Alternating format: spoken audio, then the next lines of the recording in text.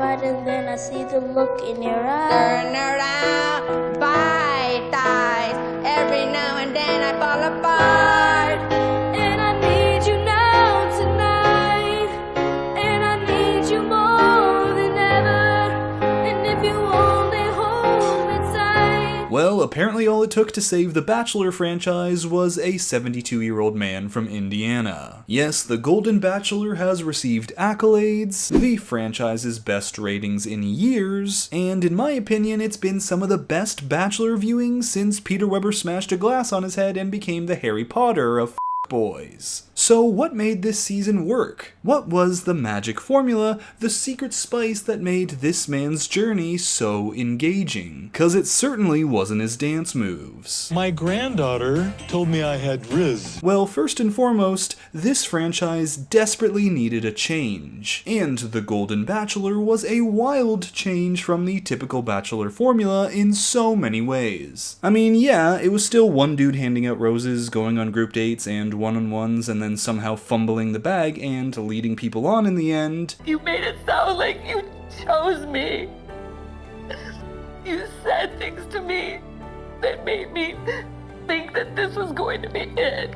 But gone were the young social media stars in the making, in were women who had had 60 to 70 plus years of life experience to know who they are and what they want. Gone were the questions of who's here for the right reasons, in were a bunch of people who felt genuinely there for love and life experience. Gone was the 2-hour time slot, in was a nice and palatable 1-hour show that didn't waste any time. And it was wholesome. We've had so many seasons where there's been so much drama, or the drama has been the main focus, that having a season like this was a breath of fresh air. People can only take so much of the same thing for so long. Like, in the same way, if we had had season after season of wholesomeness, I bet we'd be pretty stoked for an uber dramatic one to come along too. And I'm not just talking about the cast, you could feel this change in production as well. Of course, there's always going to be editing to maximize suspense, even if it's not exactly a true portrayal of how things actually played out, but take the first episode for example, one of the best directed Bachelor episodes I've seen in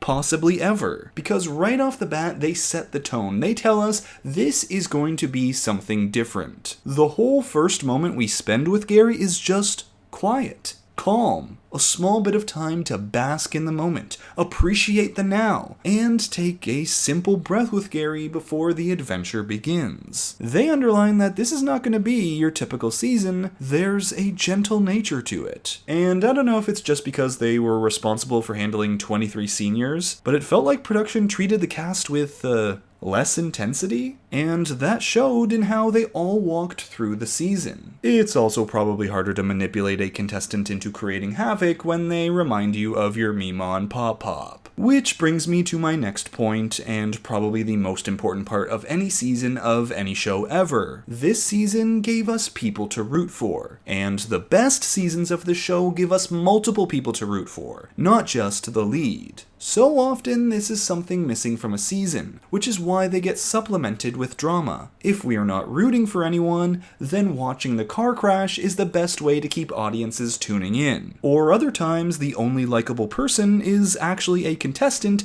and so the Bachelor becomes the villain of their own season. However, with the Golden Bachelor, every episode there were people to like. I mean, how often are there people eliminated episode 2 that leave you disappointed you won't get to see them further? And yeah, I'm talking about you, Natasha. Guys, do the rose ceremony in chairs. You have people in here 60, 70, chair rose ceremony.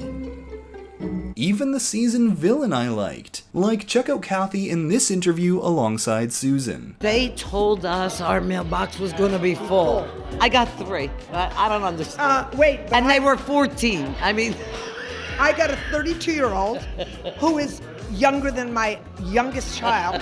And I said, sweetie, I have children older than you. He said, I like older women. I said, no. I said it's not a MILF, it's a GILF. I mean, slay queen, get that man if you want it. So if everyone is likable, everyone is someone you want to root for, the stakes of each rose ceremony go up exponentially, because no matter what, someone you like is not going to be sticking around. And of course, there's Gerry, who seems so genuine and kind. And after you hear this, I yearn for the second chance in life to fall in love again. The person who can lay down beside you at night, not have to say anything, and you feel it.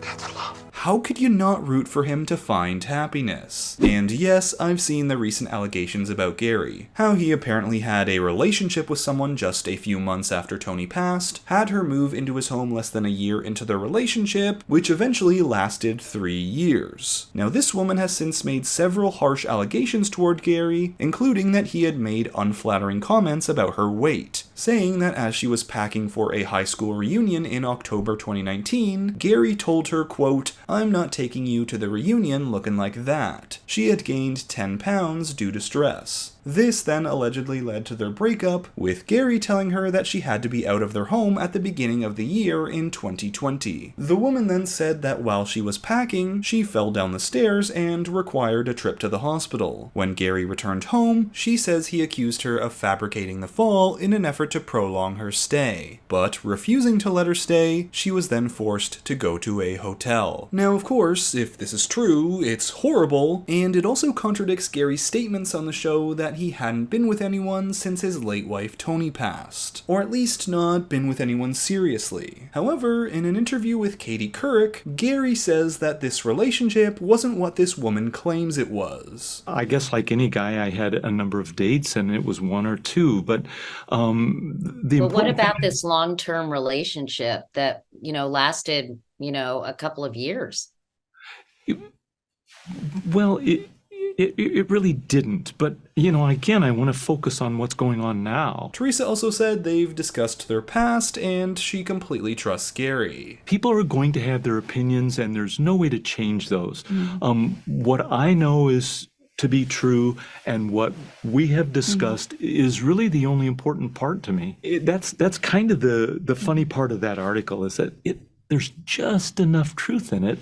But the reality is it's of not concern to me now. So there you have it. It's hard to assess because Gerry is kind of evasive on the subject, but there's also claims that he misrepresented his career as a restaurateur, and apparently he worked as a handyman after claiming he retired at 55, which I kind of feel is a bit of a nothing burger added to the article, as Gerry says he did that for something to do after he retired and also to help people, which does make sense to me, as I for one know many seniors who have retired and done the same thing just cause they're bored. But all of this doesn't change what made this show successful and what the franchise can learn moving forward. Cause when you overdo the same thing, change is necessary. Which is also why I don't think they should rush into a cycle of picking a Golden Bachelorette and then starting a new cycle of shows in the franchise. I do want to see a Golden Bachelorette, but give it some time. Explore other options. Looking for new ideas is something the show needs to keep doing if they want to keep the franchise feeling fresh. Though maybe most important of all, with The Golden Bachelor, the show kind of felt like it got back to its roots. It was fun, not too long, and chock full of people who seemed genuinely themselves. It didn't matter what age they were, and this is gonna sound corny, but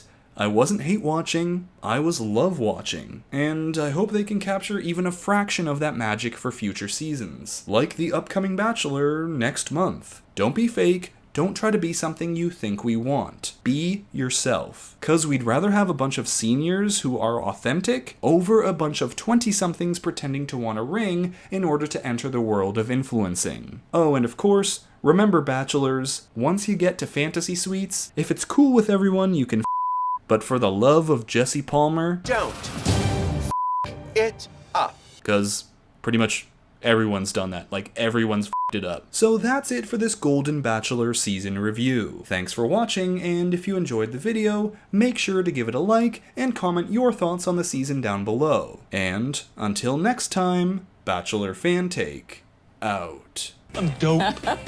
My granddaughter told me I had Riz.